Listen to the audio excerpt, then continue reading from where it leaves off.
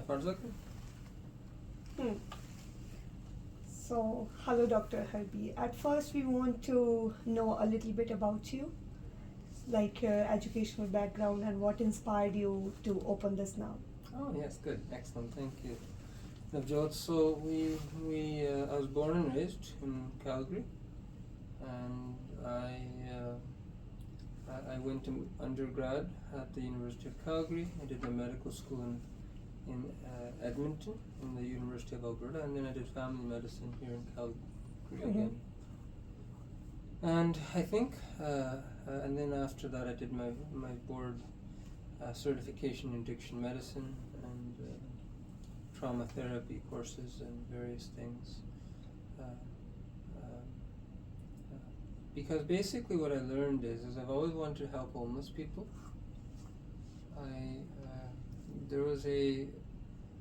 I was in Ottawa, and there was a doctor that was helping homeless people, and what he was doing was he was helping them have a home, and then he told a story about how he gave those homeless people so much love that they would do things like, when he would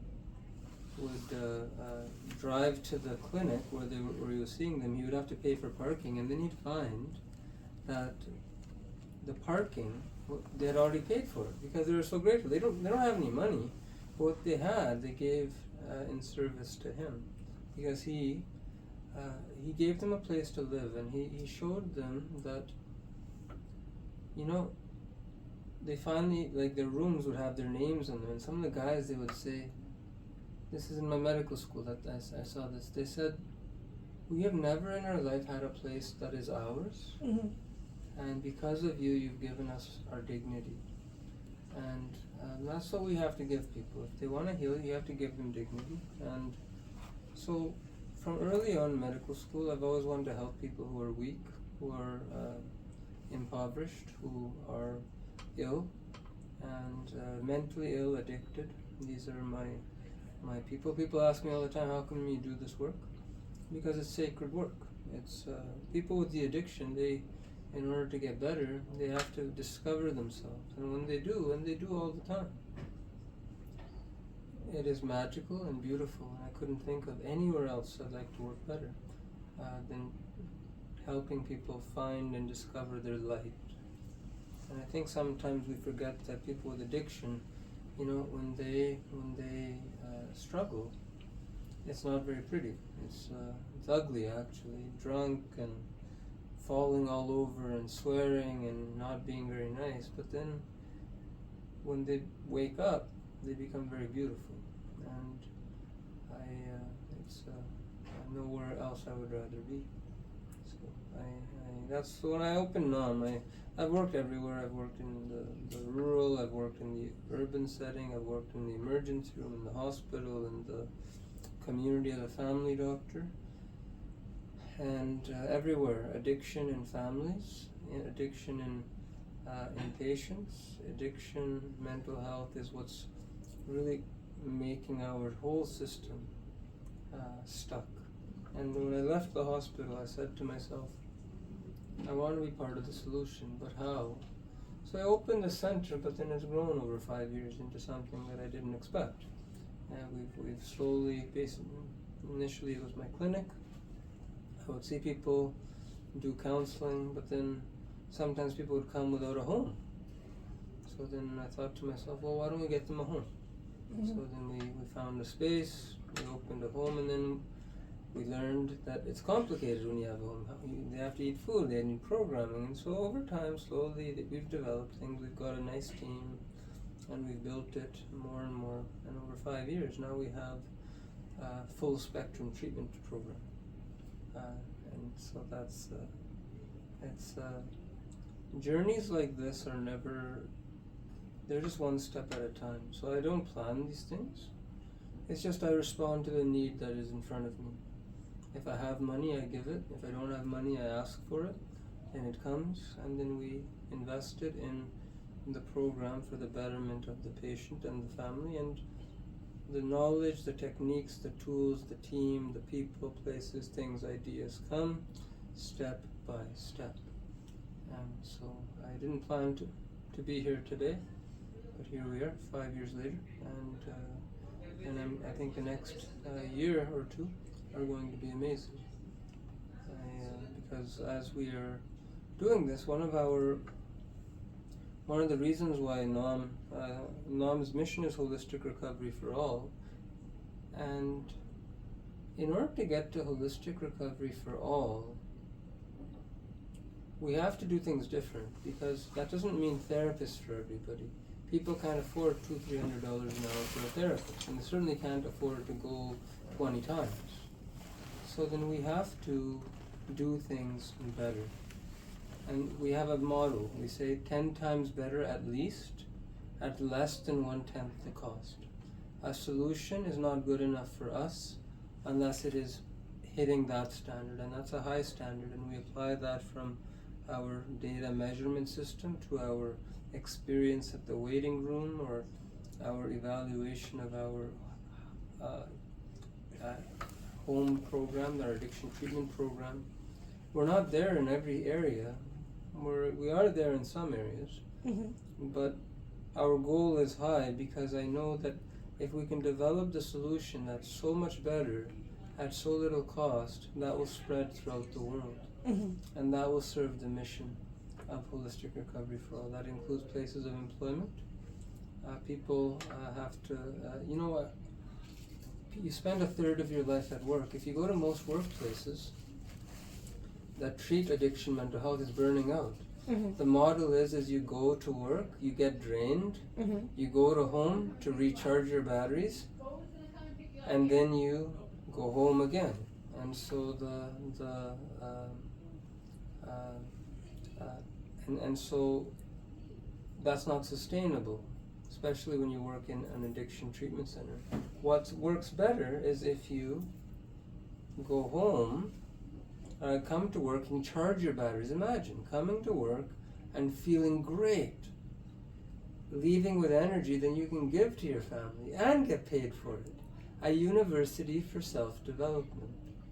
That's what we envision, a workplace that does the service of to people with mental health and addiction. And I think that's a critical part of what we figured out over these last 5 years, is how do you create that environment where people can come to work and actually leave feeling better, even though they worked with people with the worst illnesses, worst trauma. We're a trauma center, we treat trauma.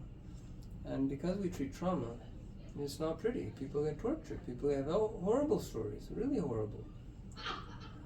But we are always laughing. Sometimes we're crying because we lose the patients.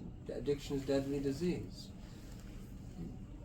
But slowly but surely we are hitting that, and that's a key part of our equation. So there's many reasons why I opened NAM, but the real ultimately NAM opened me. I didn't choose NAM. NAM, the mission is divine, sacred. It was sent to me. I just surrendered to it, and I'm surrendering to it, and I am very grateful that the Guru has given me this mission, because it's very, very special. So why did I open NAM? I don't think it has anything to do with I wanted to. I think it chose me, and I said yes. And then it's just a beautiful story. Okay, that was a great answer. Thank you so much. And it's obvious that you have faced many personal challenges while doing all of that. So how have your personal challenges shaped your approach to community sport or healthcare?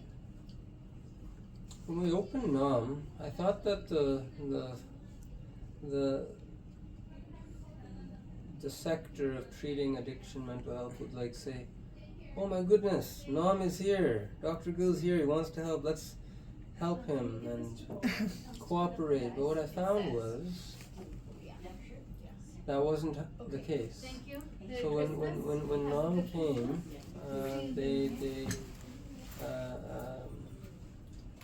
when NAM came,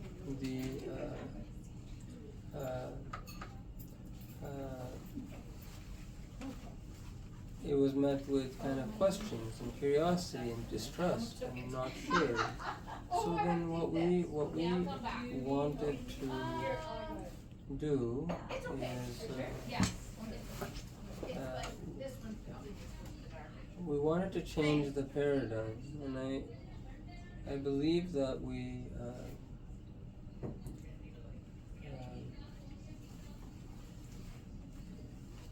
I wanted to change the paradigm, and whenever you want to change things, people don't trust that. And that's fair. New kid coming, new organization, wants to do things way better at way less the cost, sounds kind of crazy. So then what I quickly learned was, that was one of the first challenges. So money.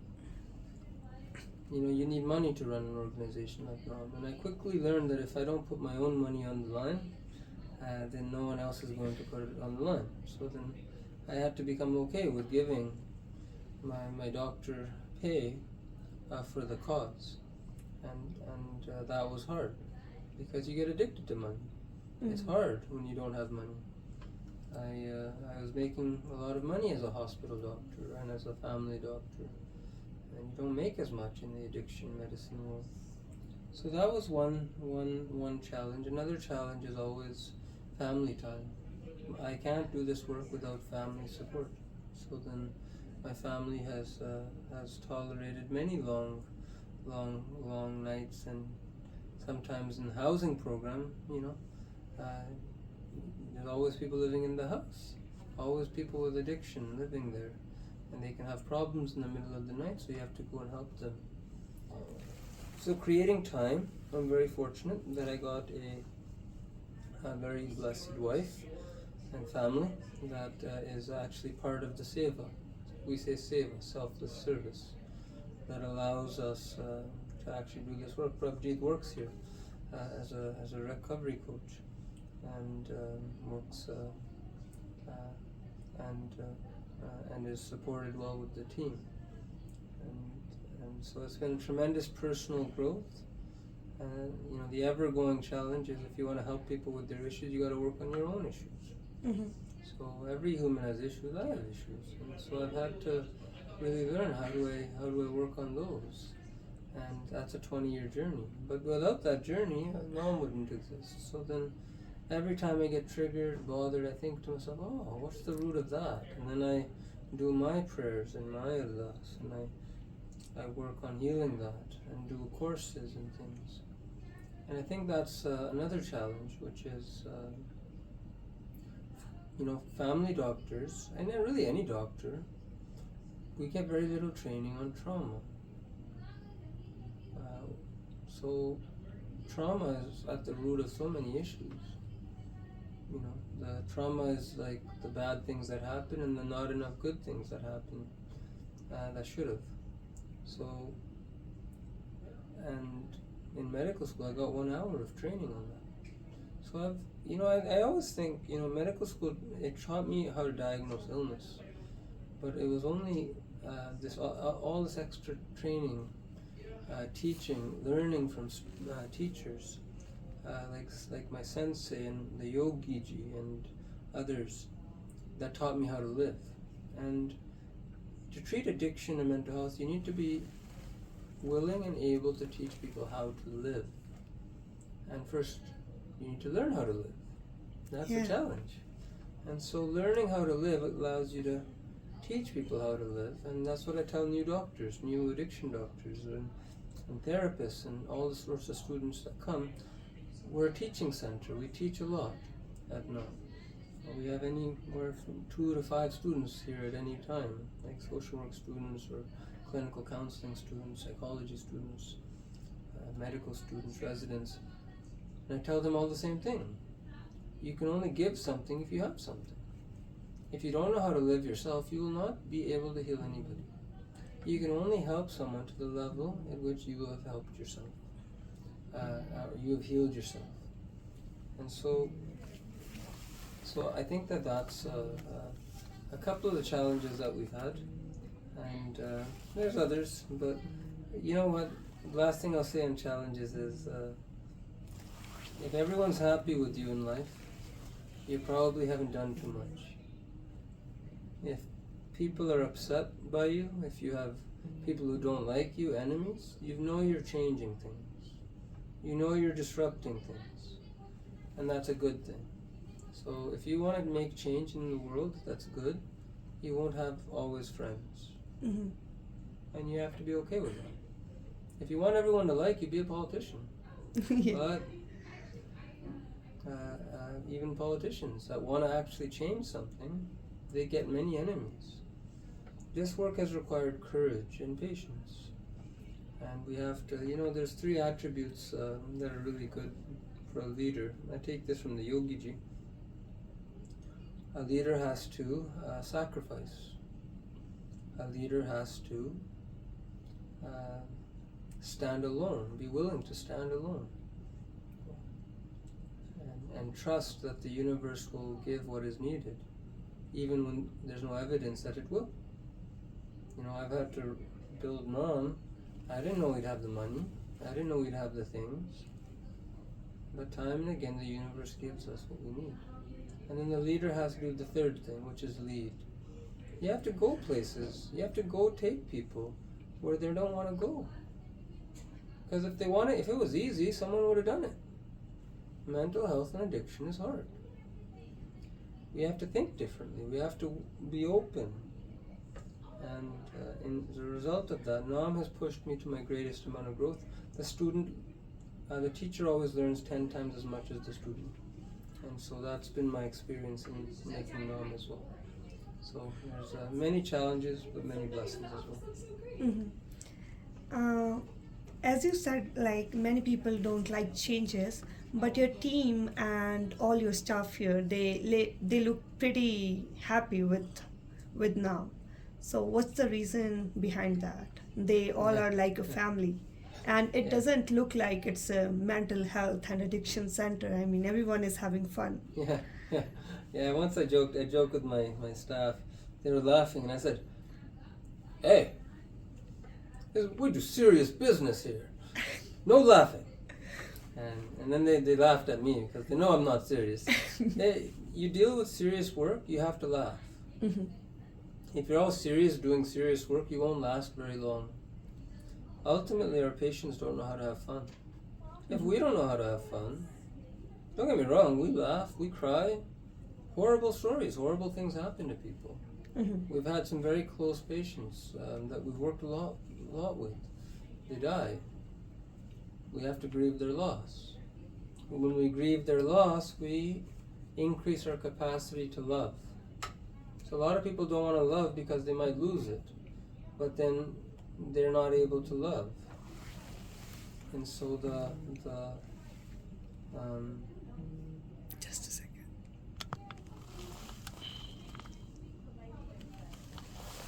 when we grieve,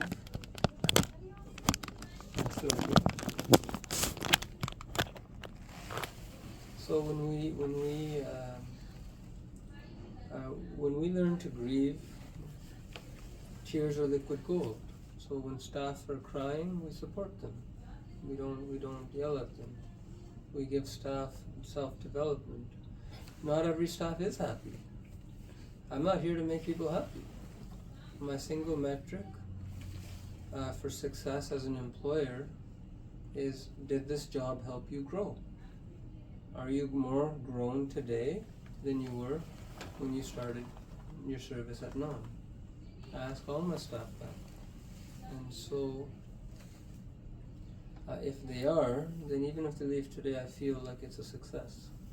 But growing is painful. Growing is hard. But that's the biggest gift I can give any staff. And so staff come, sometimes staff go.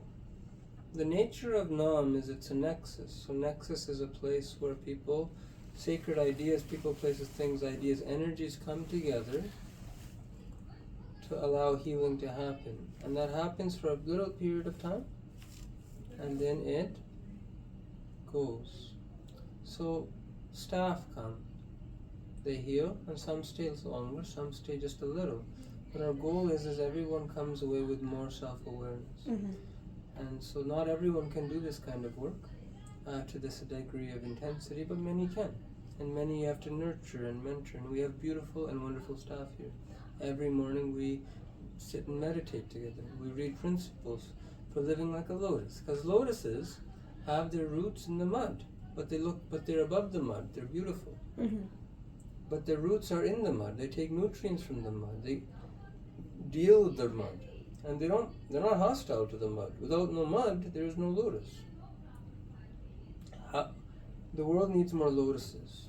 So we operate like that, and that's why it's a happy culture. Mm-hmm. And so it's getting better all the time. We've certainly had our hard moments over the years, but getting better all the time. Okay. And what are the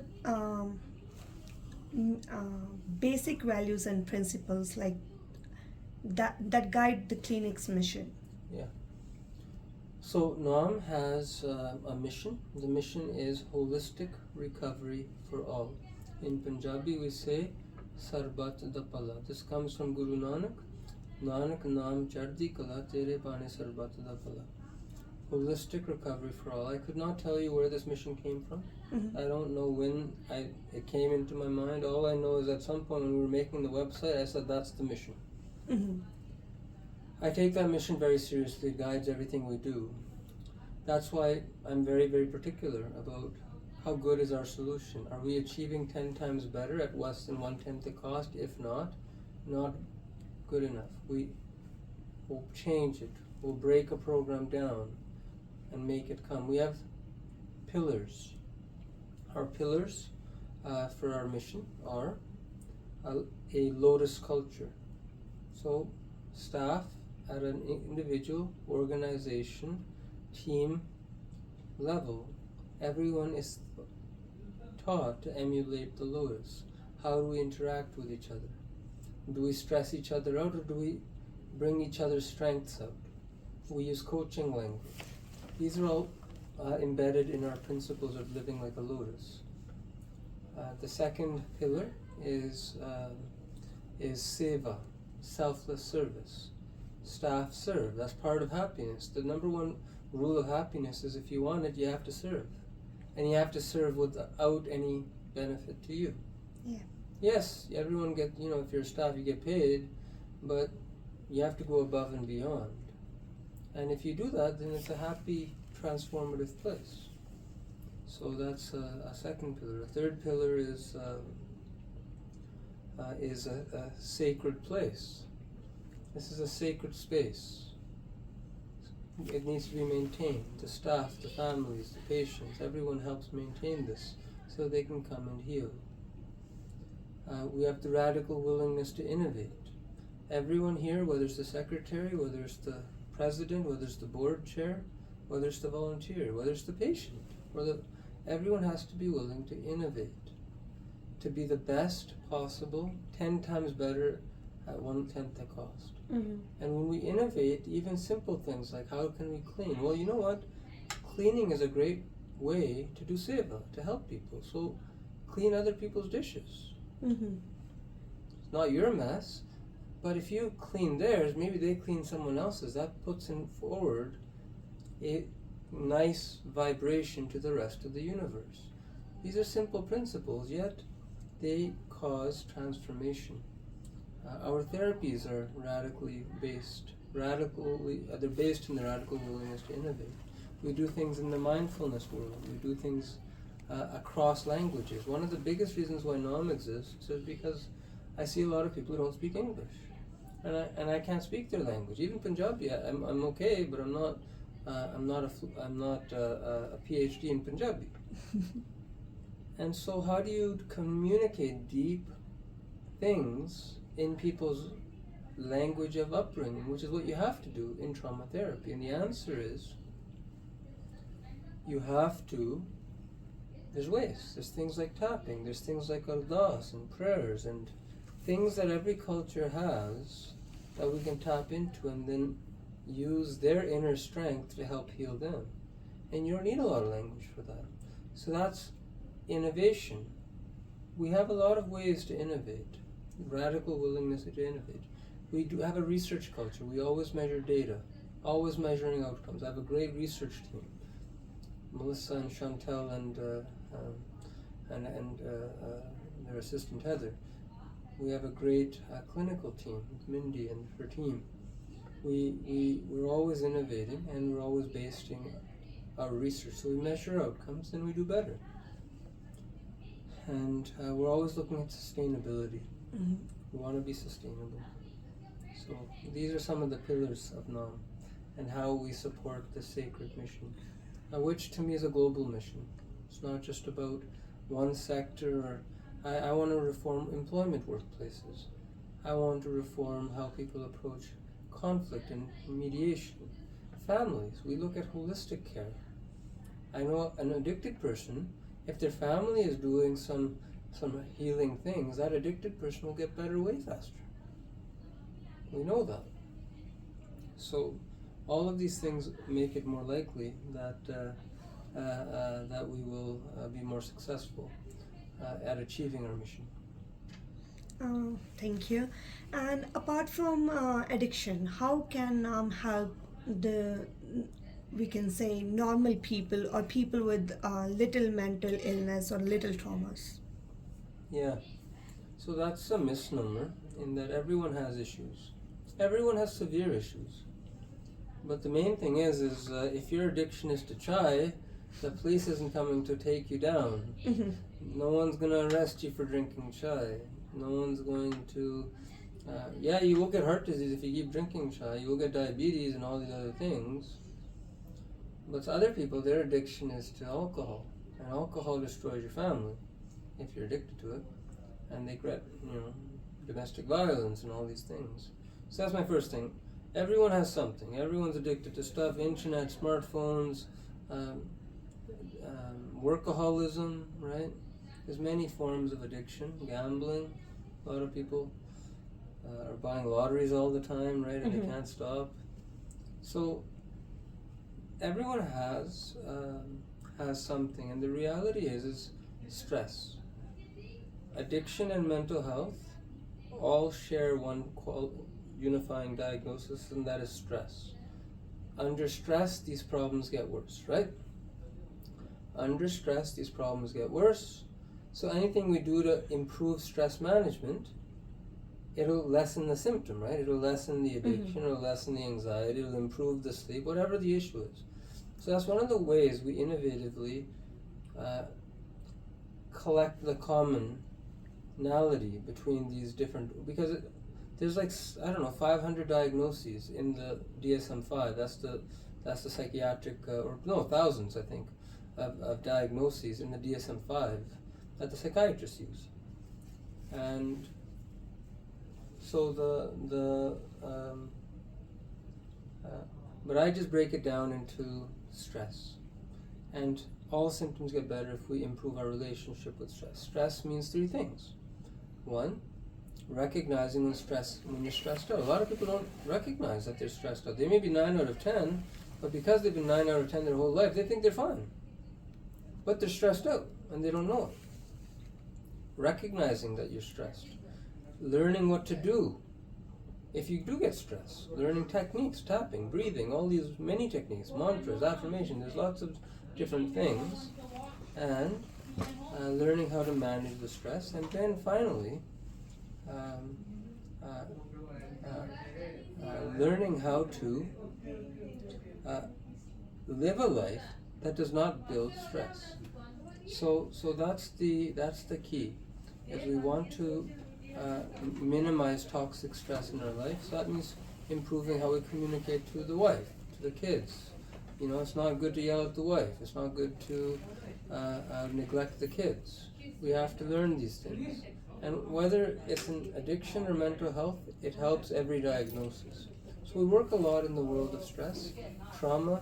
We are trauma trained, EMDR, lots of modalities to help, flash. And so our systems work, neurofeedback, and they work well.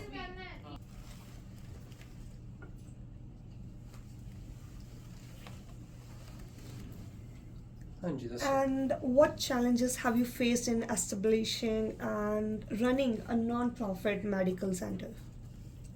I think I've already answered that one. Yeah. Around just the challenges. Like these include mainly the money challenges. And Oh, all. I see. Yes. Okay. Because as we know, it's a non-profit Yes. organization. Non-profit organizations are always stretched for money. COVID has made it worse. Many non-profits went bankrupt in that. Non-profits all compete with each other to get grants, and it's always a challenge. So I have a great team that is willing to sort of write great grants, and we get money. I have really great allies. Politicians of all types are willing to support us because we treat non-English speakers. 10% of our population is South Asian. There's no treatment options for severe illness, for addiction especially. So because we are in a niche and because we have good support from all levels of government, city councillors, provincial, and all parties, federal, they're all supportive of us. So then we have friends and we have allies that help us secure what we need. We have a good board. We have a excellent team. So then it's not easy, but it's. But actually, you know what? In the Yogiji would always say, I don't believe in miracles. I depend on them, and I also I've learned that miracles happen when you do seva. When you go in with a pure heart and you want to help, and you're not in it for the money, then the universe sends you what you need. So I've not found it that hard. I just have to be okay with not knowing when the money is going to come, or maybe it comes from me for some time to time, and we just get okay with that, knowing that the Guru and Vaheguru will send us what we need. That's my faith, and it's been true all these 5 years. Perfect. And as you know, there are many people out there who want to donate and or who want to be a part of this kind of organization. So how can the community get involved and support the clinic's mission and all the process? So we have a lot of needs. We have our housing program. So I think the first thing is just getting in touch with us and telling us what they want to do and what they're willing to do. We have our email, info@nomrecovery.com. And if they want to give, then they can go on our website and they can kind of figure out what they want to do and donate from the online button. But if they want to know more about how to help out or volunteer, they can contact us at that email, and then they can tell us what they're interested in. Right now we have the full scope of addiction treatment, except for medical detox and high intensity residential treatment. That's what most people understand as de-addiction centers, where you kind of get locked away for a couple of weeks and go away. You need that, especially for severe unregulated people outside of the country, or outside of the city. Outside of the city, you need that. So if we could have something like that, but that's beyond our ability to afford. So then we're currently doing consultations. We're currently doing consultations to build community consensus around how do we support South Asians suffering from addiction, and how do we fill the gaps. So it's coming along, and if people are interested, they can email us, they can check out our website, they can check out YouTube, and they can kind of see how they want to get involved. We'll take, we're a spiritual program. Everybody works on their spirituality here, and the symptoms of addiction, mental health get less, and so it's a good place to volunteer. It's a good place to give seva. We need a lot of seva, but everyone is unique in what they want to give and how they want to give. So then the easiest thing to do is to just email us. But if they're sure they want to donate and they know how much, then they can donate on the online button. Otherwise, they can email us. And so we have all sorts of costs.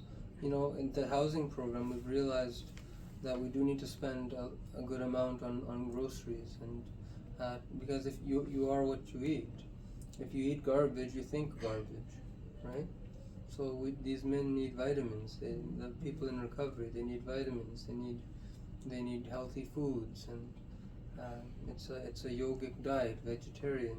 So we have to get these things in a high quality, and so then someone could give us some donations to support that.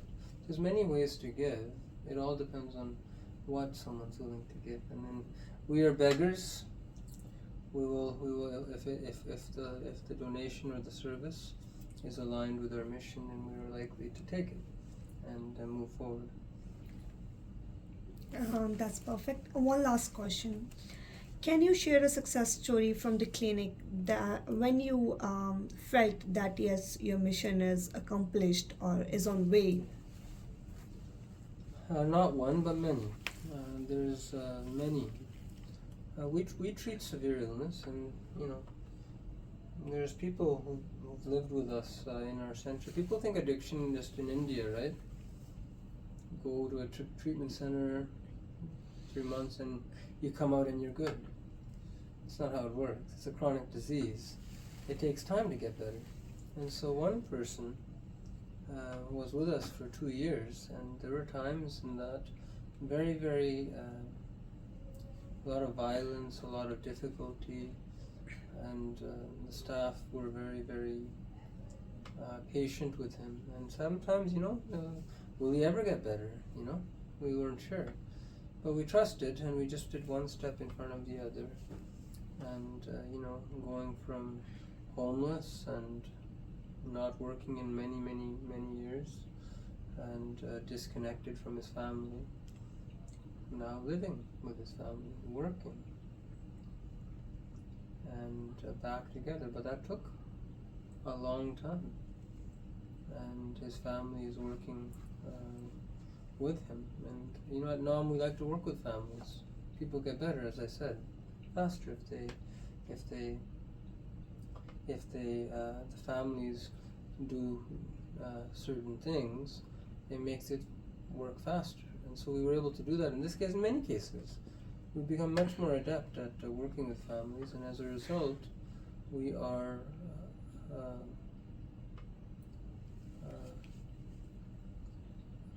enjoying successes that are powerful. What's it worth? Someone once said to me, don't give up on the addicted people. Just focus on their kids. Give therapy to their kids. And what I said to him was, the best therapist for a child is a parent who's in recovery, right? That's the best therapy anyone can ever ask for. When the dad who's been mean and mad all his life, the kid's life, and says, I'm sorry it was like that. It wasn't right. That's worth 10,000 therapy hours. So I say, no, work with the families, work with the families holistically, and we do that. And in this particular case, that's a miracle. This person would not have been accepted into any treatment center. We sometimes send people to detox many times, 10 times, 20 times, 30 times, back and forth in the house. But we're always building love, relationships, bridges. And they remember when we feed them, and they're homeless, and we give them some food and some warm chai, give them a bit of love. They remember. And sometimes it's the first time we celebrated their birthday,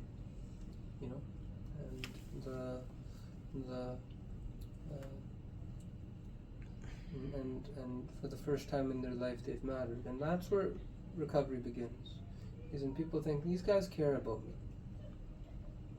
Then they learn what caring is, then they become less self-centered, they learn how to do their spiritual things, their healing and everything, and then there's a hope. So we see that all the time. This was a very difficult case, but we made it.